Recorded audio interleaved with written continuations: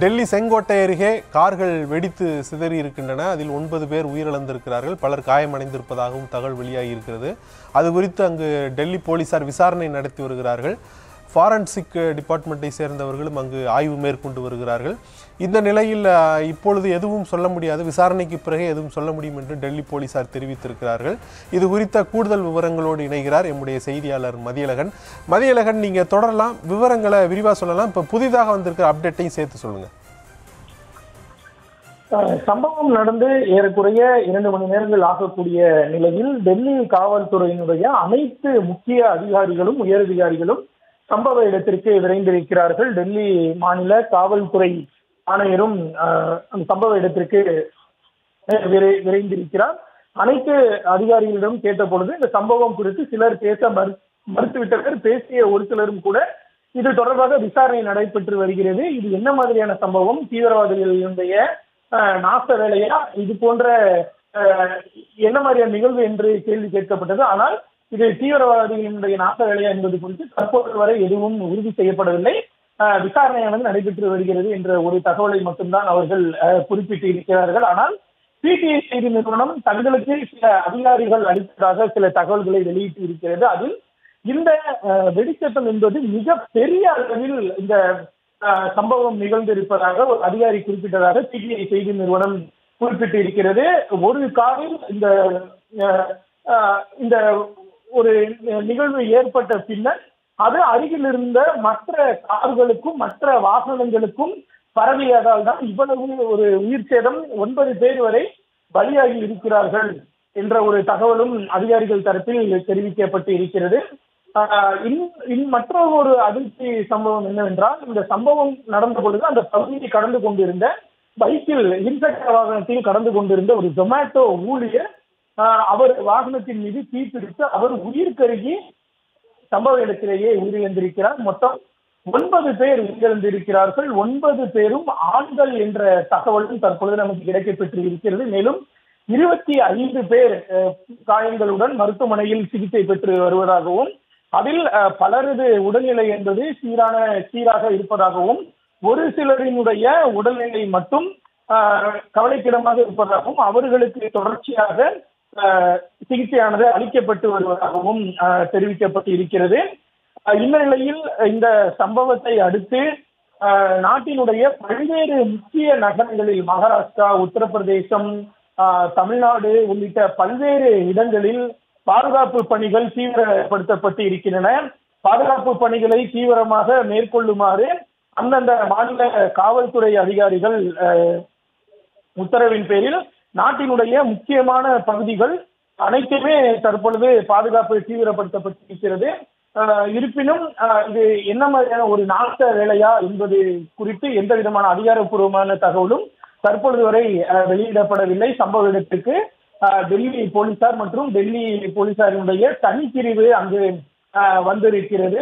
இதனை தொடர்ந்துதான் இன்னும் சற்று நேரத்திலும் தேசிய புலனாய்வு முகமை அதிகாரிகளும் தேசிய பாதுகாப்பு படை NSGயும் அங்கு வருவார்கள் என்று எதிர்பார்க்கப்படுகிறது. அவர்கள் வந்தவுடன் இன்னும் அடுத்த கட்ட நிகழ்வுகள், அதாவது இந்த வெடி விபத்து நிகழ்ந்தது எந்த காரில், அது எவ்வாறு மற்றதற்கு பரவியது, வெடி விபத்து நிகழ்ந்த காரில் ஏதேனும் நாச வேலையுடன் கூடிய சதித்திட்டம் அரங்கேற்றப்பட்டதற்கான ஆதாரங்கள், தடயங்கள் எதுவும் இருக்கிறதா என்பதை தேசிய புலனாய்வு முகமை அதிகாரிகள் ஆய்வு செய்ய இருக்கிறார்கள். அதன் பின்பே ஒவ்வொரு தகவலும் நமக்கு தெரிய வரும். தற்பொழுது இந்த சம்பவம் தொடர்பாக மத்திய உள்துறை அமைச்சகத்தினுடைய அதிகாரிகள் நேரடியாக தங்களது கட்டுப்பாட்டில் அவர்கள் இந்த சம்பவம் குறித்து ஒரு ஆய்வை மேற்கொண்டு வருவதாகவும், அவர்கள் இந்த மீட்பு பணிகள் மற்றும் இங்கு என்ன நடந்தது என்பது தொடர்பாக தொடர்ச்சியாக மத்திய உள்துறை அமைச்சகத்தினுடைய அதிகாரிகள் கண்காணித்து வருவதாகவும் தெரிவிக்கப்பட்டு இருக்கிறது. இந்த நிலையில் இந்தியாவினுடைய தலைநகரில் நிகழ்ந்த இந்த சம்பவம் என்பது ஒரு சர்வதேச செய்தியாக மாறி இருக்கிறது. ராய்ட்டர்ஸ், அல் ஜசீரா உள்ளிட்ட உலகினுடைய முன்னணி செய்தி நிறுவனங்களும் தற்பொழுது இந்த செய்திகளை ஒரு பிரேக்கிங் நியூஸாக தற்பொழுது வெளியிட தொடங்கி இருக்கிறார்கள். சம்பவம் நடந்த இடம் முழுமையாக தனிமைப்படுத்தப்பட்டு முற்றிலுமாக அந்த இடம் முழுக்க காவல்துறையினுடைய கட்டுப்பாட்டில் கொண்டு வரப்பட்டு இருக்கிறது.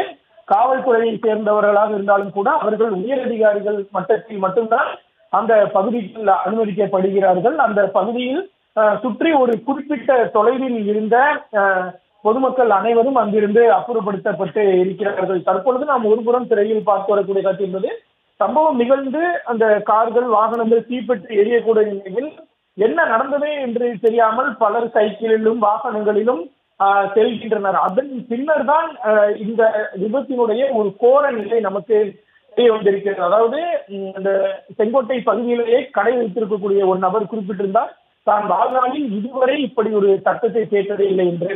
மற்றொரு செய்தியாளர், ஒரு பத்திரிகையாளர் குறிப்பிட்டிருந்த பதிவில் செங்கோட்டையிலிருந்து 2.5 கிலோமீட்டர் தொலைவில் இருக்கக்கூடிய தனது அலுவலகம் அமைந்திருக்கக்கூடிய பகுதியிலும் இப்படி ஒரு வெடிச்சத்தம் கேட்டதாக அவரும் குறிப்பிட்டிருந்தார். ஒரு அதிகாரி கூட குறிப்பிட்டிருப்பது என்பது மிக பெரிய அளவிலான மிக சக்தி வாய்ந்த ஒரு வெடி சத்தமாக இது இருக்கிறது என்ற ஒரு தகவலை அதிகாரிகளும் உறுதி செய்திருக்கிறார்கள். இருப்பினும் இதற்கு பின்னால் இருக்கக்கூடிய காரணம் என்ன, அது தீவிரவாதிகளுடைய நாச வேலையா அல்லது எதனால் இது போன்ற ஒரு விபத்து ஒரு சம்பவம் நிகழ்ந்தது என்பது தொடர்பாக தற்பொழுது வரை எங்களால் எதுவும் உறுதியாக சொல்ல முடியாது என்று காவல்துறை, டெல்லி காவல்துறை உயரதிகாரிகள் குறிப்பிட்டு இருக்கிறார்கள். இந்த நிலையில் இந்த சம்பவம் தொடர்பாக ஒவ்வொரு அரசியல் கட்சியினரும் தங்களது கருத்துக்களை தெரிவித்து வருகிறார்கள். காங்கிரஸ் சார்பில் ஏற்கனவே கருத்து தெரிவிக்கப்பட்டு இந்த சம்பவத்தில் உயிரிழந்தவர்களினுடைய உறவினர்களுக்கு தங்களது அஞ்சலியை தெரிவித்திருக்கிறார்கள். தற்பொழுது மத்திய உள்துறை அமைச்சகமும் தீவிரமாக கண்காணித்து வருகிறது. தற்பொழுது அந்த பகுதியில் முழுமையாக மீட்பு பணிகள் நிறைவடைந்திருக்கக்கூடிய நிலையில் அடுத்ததாக இந்த சம்பவத்திற்கு காரணம் என்ன, எதனால் இப்படி ஒரு சம்பவம் நிகழ்ந்தது என்பது தொடர்பான விசாரணையை தேசிய புலனாய்வு முகமை மற்றும் தேசிய பாதுகாப்பு படையினர் தொடங்க இருக்கிறார்கள். हम वहाँ खाना खा रहे थे जामा मस्जिद पे बैठ के थोड़ा मीना वैर में, तो वहाँ पर देखा बहुत तेज ब्लास्ट हुआ, यहाँ आग भी चला और पता नहीं किस में ब्लास्ट हुआ। यहाँ लोग बता रहे हैं गाड़ी में हुआ कुछ ब्लास्ट, उसके आगे ऑटो था। कितने बजे की घटना? ये 7:20 की। कई लोग क्या देखा था आपने कि क्या पड़ा तपनी मछली थी, लोग ज्यादा घायल हुए, क्या हुआ? लोग ज़्यादा ही घायल होंगे, जब बड़ा ब्लास्ट है तो ऐसा नहीं हो सकता है। मैं नोएडा रहता हूँ, सेक्टर 81 में, शिव शक्ति इनकलेव। मेरा लोडिंग का काम था, गाड़ी मैंने अभी नई ली है, इलेक्ट्रिक गाड़ी है, लोडिंग वाली 4 पहियों की गाड़ी है, अभी भी आगे खड़ी हुई है। मेरी गाड़ी के भी बम्फर वगैरह सब टूट गए हैं। हम तो गेट खोल के, हम 2 जने थे, अमित था एक मैं था, हम एकदम भाग गए वहाँ से। हमारे पीछे गाड़ी में आग लगी है, बम फटा है, क्या जो भी कुछ हुआ हमारी समझ में नहीं आया, हम तो एकदम भाग गए जी वहाँ से। कितने बजे की घटना? और ये इस टाइम 1.5 घंटा हो गया होगा कम से कम, मुश्किल से मुश्किल 10 मीटर बस जी। अच्छा, क्या पड़ा तपनी मची थी? भाई ऐसा लगा जैसे आग लग गई हो, बम फटा हो, पर फिर कोई नहीं सोच रहा था, किसी ने इतना भाग रहे थे, जान बचा के भाग रहे थे सब। सुभान तो यहाँ पे आपने जब पूरा हादसा हुआ, मैं जामा मस्जिद के पीछे था मैं, तो क्या कुछ आवाज़ आई इस तरीके से? ब्लास्ट होने की आवाज़ आई थी। और इसके अलावा क्या कैजुअलिटी या कुछ आपने देखा एम्बुलेंस को, दमकल गाड़ियों को, यहाँ पे क्या स्थिति बनी हुई थी? यहाँ पे मैम छीछड़े पड़े थे और एम्बुलेंस आधे 1 घंटे बाद आई थी।